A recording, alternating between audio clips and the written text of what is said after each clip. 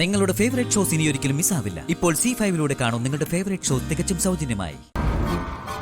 നിന്നെ നശിപ്പിക്കാൻ നോക്കുന്നവരിൽ പ്രധാനികൾ പ്രഭാവതിയും പ്രതാപനുമാണ്. നീ ആണ്ടുപൂജയിൽ ദേവമ്മയുടെ ആത്മാവിനെ വിശാലിനെ കാണിക്കാൻ ആഗ്രഹിക്കുന്നു. എന്നാൽ അവർ ദേവമ്മയുടെ ആത്മാവിനെ എന്നേക്കുമായി ബന്ധനം ചെയ്യാൻ ആഗ്രഹിക്കുന്നു.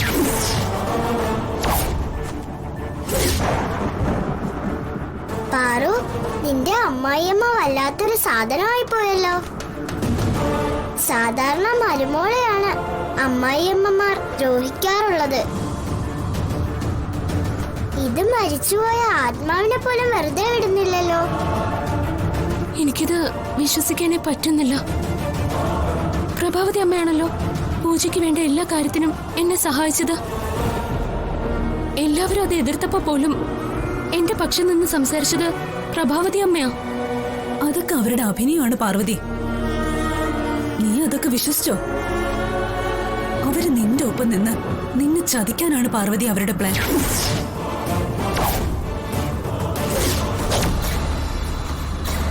അത് നീ മനസ്സിലാക്കിക്കോ. ദേവമ്മ നിന്നെ സഹായിക്കുന്ന വിവരം അവർക്ക് മനസ്സിലായി.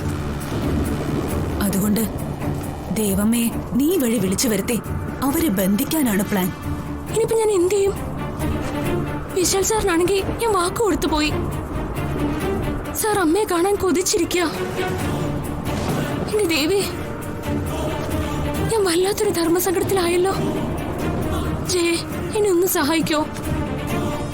ഞാനിപ്പോ എന്താ ചെയ്യേണ്ടത്? എനിക്ക് നിന്നെ സഹായിക്കാൻ കഴിയില്ല. അത്തരം ശക്തിയൊന്നും എനിക്കില്ല പാർവതി. നീ തന്നെ ഇതിനൊരു പോംവഴി കണ്ടെത്തണം.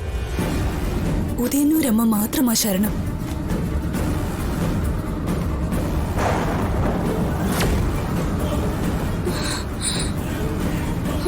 ജയ, അയ്യോ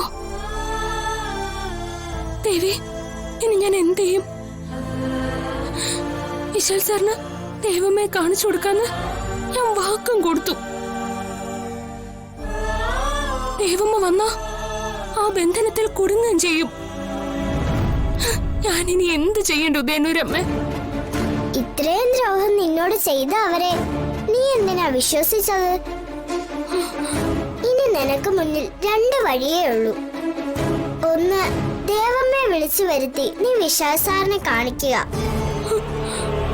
അല്ലെങ്കിൽ ദേവമ്മയെ ബന്ധനത്തിൽ നിന്ന് രക്ഷിക്കുക. ഇതിലേത് വേണമെന്ന് നിനക്ക് തീരുമാനിക്കാം. പാവം വിശാൽ സാർ വ്രതം എടുത്ത് അമ്മയെ ഒരു നോക്ക് കാണാൻ കണ്ണിൽ എണ്ണ ഒഴിച്ച് കാത്തിരിക്കുക. 16 വർഷങ്ങൾക്ക് ശേഷം അമ്മേ എന്നൊന്ന് വിളിക്കാൻ കൊതിച്ചിരിക്കുക. പക്ഷേ എനിക്കതിന് ഇനി കഴിയില്ലല്ലോ മണിക്കുട്ട. വിശാൽ സാറിനെ ഇന്നല്ലെങ്കിൽ നാളെ നമുക്ക് ദേവമ്മയെ കാണിച്ചു കൊടുക്കാം. പക്ഷെ ദേവമ്മയെ ബന്ധിച്ചു കഴിഞ്ഞാൽ ഈ ജന്മത്ത് അതിന് സാധ്യമാകില്ല. അതുകൊണ്ട് നീ ദേവമ്മയെ വിളിച്ചു വരുത്തരുത് എന്നാണ് എന്റെ അഭിപ്രായം.